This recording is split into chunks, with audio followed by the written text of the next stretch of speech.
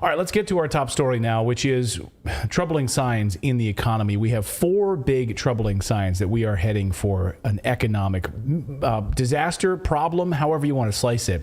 We're going to get to all of them in a moment. But first, we've been watching these major indicators over the past couple of months for an incoming recession. We've been covering it here on the show. At the end of the summer, we started to sound the alarm here on Redacted about the concerns over massive layoffs that could be coming after the Christmas holiday. We were warning about this because obviously you get all the Christmas hiring, but even that hiring during the Christmas season was much, much lower than it was before. And then, of course, you have Amazon with tens of thousands of layoffs and banks with thousands of layoffs and Silicon Valley with tens of thousands of layoffs. Like, what's going on here? So it turns out we were right. We weren't happy that we were right, but we were. Companies all across many, many sectors have started laying off a lot of people. And people are losing their jobs in droves, more layoffs today. In fact, new data out today from the Challenger Jobs Report shows something very disturbing. So take a look at your screen here. And for those of you that are driving, we know we have a lot of lorry drivers and cab drivers and Uber drivers and truck drivers who listen to our show. So what I'll describe for you here as you're driving, please don't get in an accident. On the left side of your screen in the Challenger Jobs Report is 2008, okay? Now that left arrow there shows the acceleration of jobs that were suddenly being lost prior to the Lehman Brothers collapse and the subprime mortgage meltdown. So this was prior. They knew something was coming, and the layoffs started before the crash.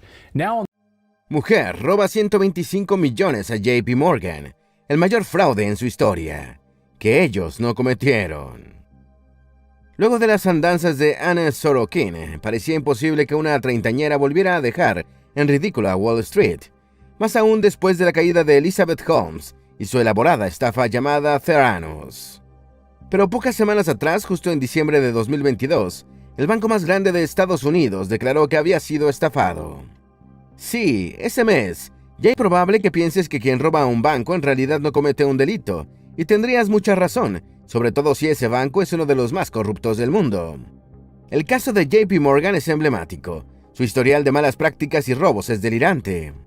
Casi al mismo tiempo que reveló el fraude de Frank en su contra, JP Morgan fue demandado por el fabricante de lentes Ray-Ban, quien lo culpa de ser cómplice en el robo de casi $300 millones de sus cuentas en 2019.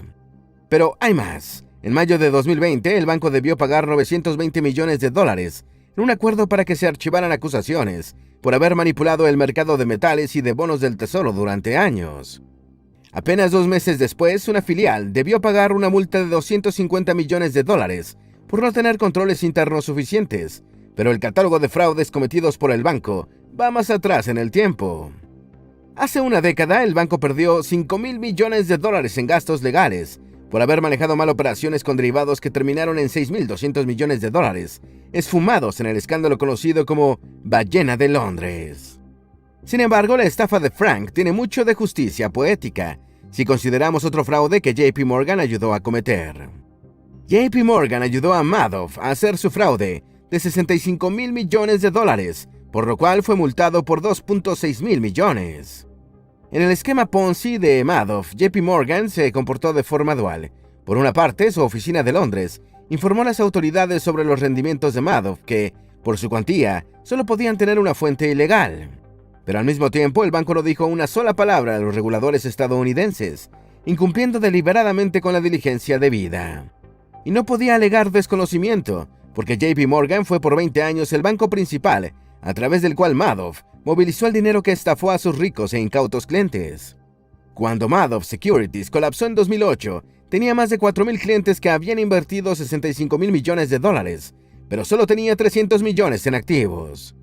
Como resultado de su participación en el fraude, el banco debió pagar en 2014 más de $2,000 millones al Departamento de Justicia y al regulador estadounidense por haber violado la ley de secreto bancario que lo obligaba a informar de la sospecha de actividades ilícitas de sus clientes.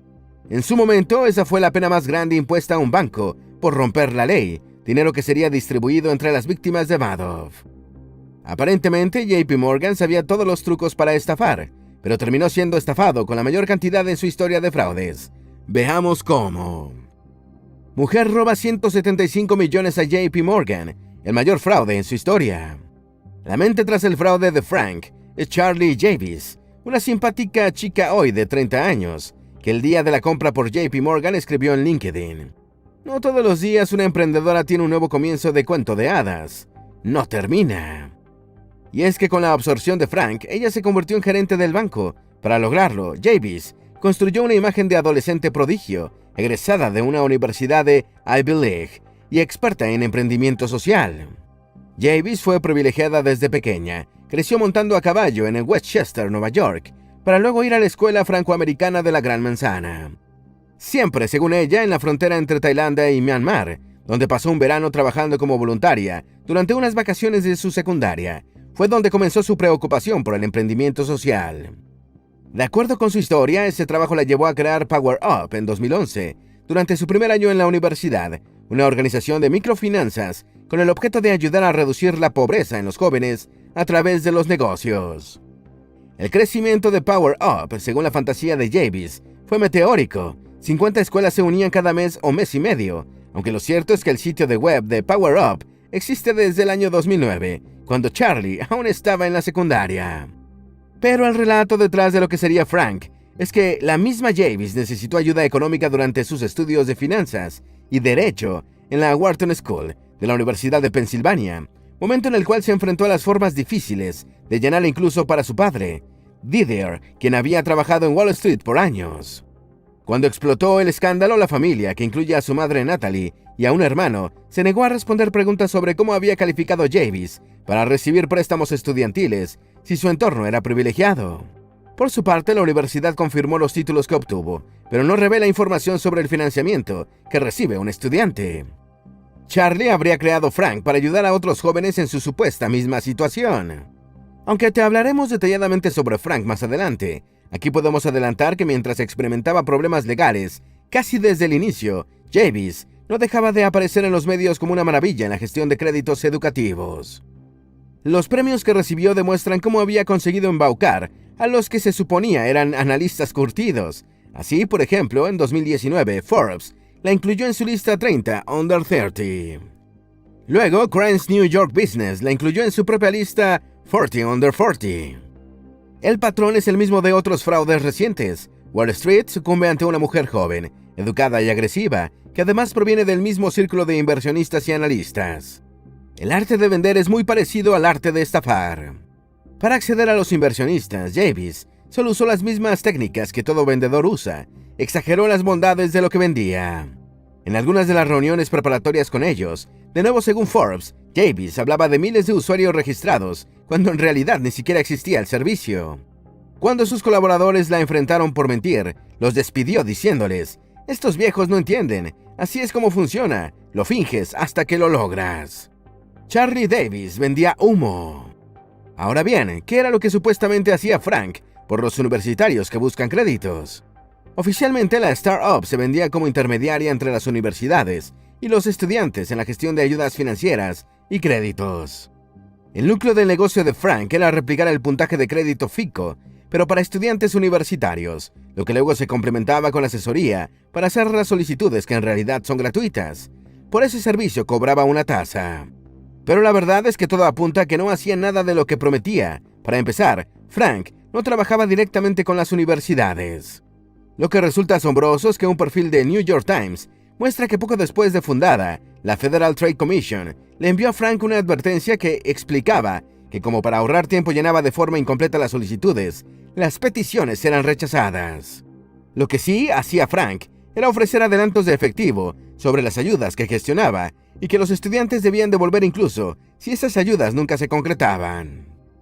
Aunque Frank no cobraba intereses sobre los adelantos de efectivo, sí cobraba una tasa mensual de $19,90 para poder acceder a ellos, aparte de lo que cobraba por gestionar la solicitud de ayudas financieras.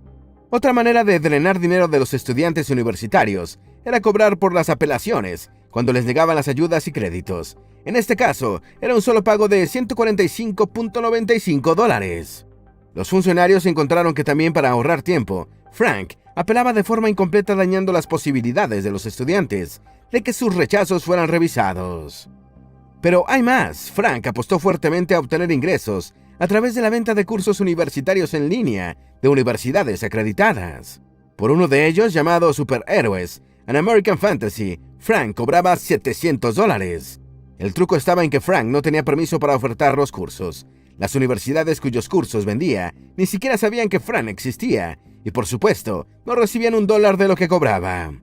Obviamente, en la era de la minería de datos, es muy probable que Frank también obtuviese dinero vendiendo los datos de los estudiantes afiliados. Lo loco de todo esto es que estas andanzas se conocían antes de que JP Morgan la comprase, banco que además pudo hacer verificaciones al momento de la compra, que sí hicieron investigadores independientes. Uno de ellos averiguó que en el momento de la compra, Frank solo tenía 67,000 visitantes mensuales únicos en su sitio web. Con un tráfico tan modesto, ¿cómo podría tener 5 millones de usuarios? JP Morgan se enamoró de Charlie Davis. El banco no solo compró la startup, sino que planeó pagarle $20 millones adicionales a Charlie para que se mantuviese a bordo por un periodo más o menos largo luego de la compra.